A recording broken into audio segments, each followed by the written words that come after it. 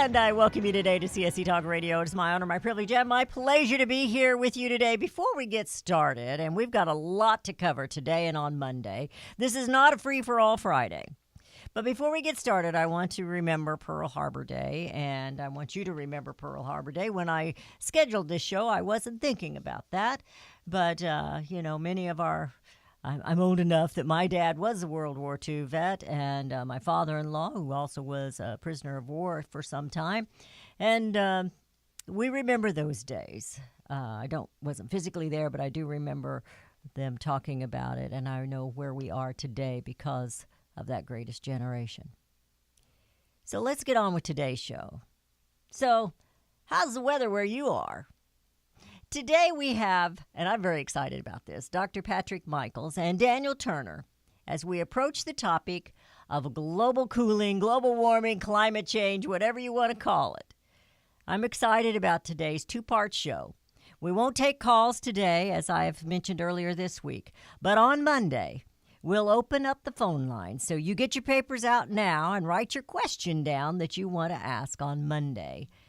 Now, I'm a denier. But then I try to deny winter every year, simply because I don't like it. So my words can't be considered scientific. Truth is, I am skeptical of global warming, aka climate change, because of the because I don't believe it's the huge threat to the world as we're being told. But my thinking from the Beth think tank is based less on science and more on observance and opinion, and me trying to insert some common sense into all that we've been told. The threats and the predictions that never come to be, the mixed data that we're constantly fed, the fact all those who believe or say they do, they don't change their lifestyle. In fact, they probably leave a much larger carbon footprint on the earth than most of us average Joes and average Beth Anns. I do believe that the climate change is not a hoax, because I believe it is big business and quite real in that respect. Dr. Michaels, at the risk of sounding like a conspiracy nut, I believe many of the regulations and mandates are more about controlling people and land than they are about controlling the weather or the air or the ocean levels. Now, I think they started out with good intentions. I will say that. We've watched our industries close because of the EPA and all the heavy loaded regulations and fines they put on them. In fact, here in Missouri, in Herculaneum, Missouri, there was a site. It was the very last smelting plant in the USA, and they finally threw in the towel. They couldn't affordably comply with the latest mandates, and that was about, 3 to 5 years ago. However, I know I am not an expert on any level of science, especially climate science. But I do want to know, and I want to understand more, and I want my listeners to have the opportunity to hear straight talk on climate change.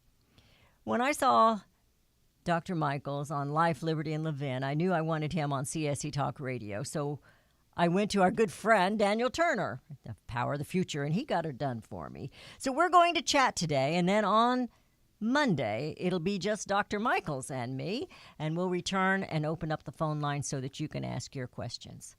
Dr. Michaels is the director of the Center of the Study of Science at the Cato Institute. Michaels is a past president of the American Association of State Climatologists and was program chair for the Committee on Applied Climatology of the American Meteorological Society. He was a research professor of environmental sciences of University of Virginia for 30 years. Michaels was a contributing author and is a reviewer of the United Nations Intergovernmental Panel on Climate Change, which was awarded the Nobel Peace Prize back in 2007.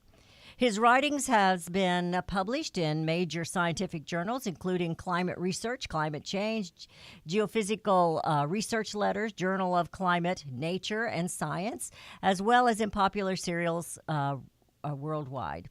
He is the author or editor of 8 books on climate and its impact, and he was an author of the Climate Paper of the Year, awarded by the Association of American Geographers in 2004. He has appeared on most of the worldwide major media. Of course, he's made it now because he's on CSC Talk Radio.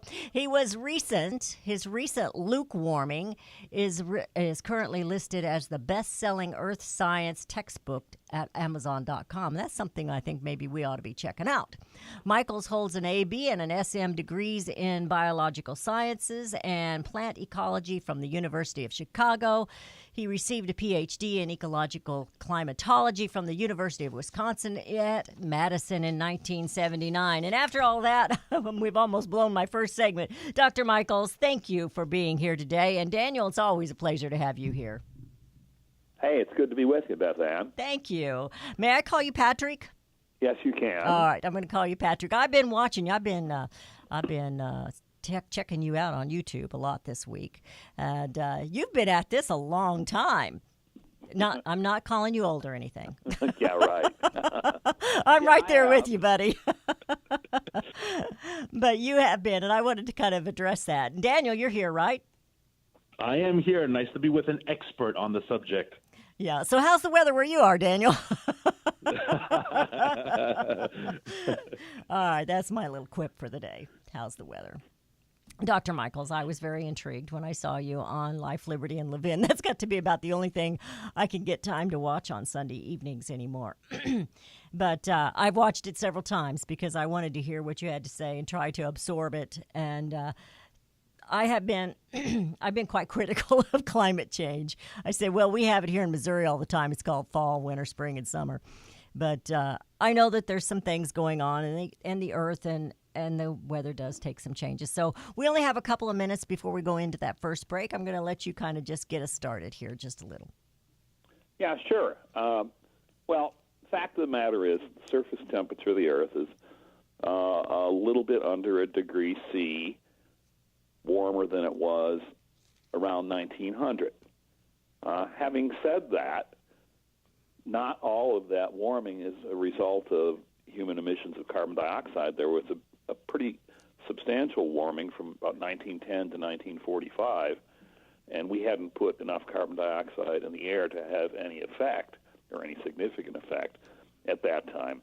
So in toto, you might be able to attribute half, and that would mean less than a half a degree of warming to carbon dioxide and other emissions. That's not very much, and is far beneath what has been forecast to occur by the computer models that the United Nations uses and that the Obama administration used when they produced this recent report on U.S. climate change.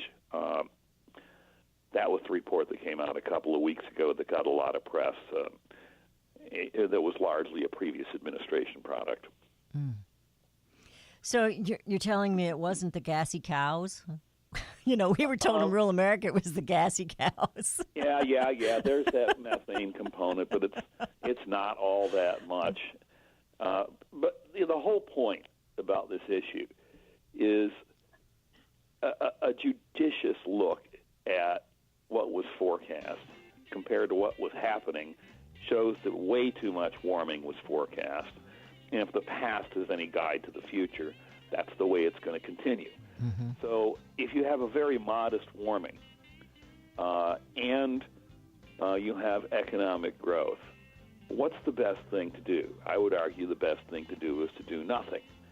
Right. In fact, I've been having a little bit of fun with a colleague of mine from the Heritage Foundation by the name of Kevin Diaratna, and we're using the Obama administration's model to predict what they call the social cost. Oh, we're going to have to talk about that when we come back, the social. Okay.